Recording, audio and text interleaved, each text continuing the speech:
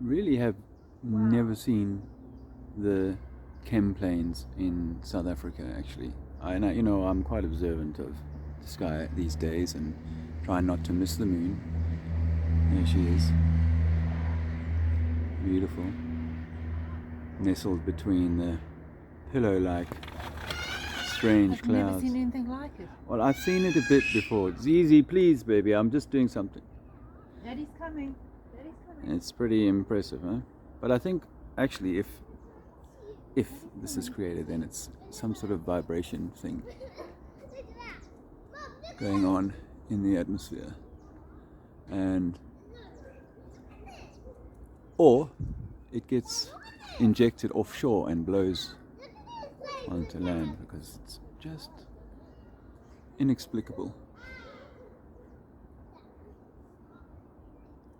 Really, the idea that this beautiful formation, or whatever it is created in a spinning vortex system of rocks going around a gaseous bubble or balloon. It's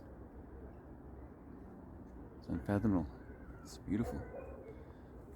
Unfathomable.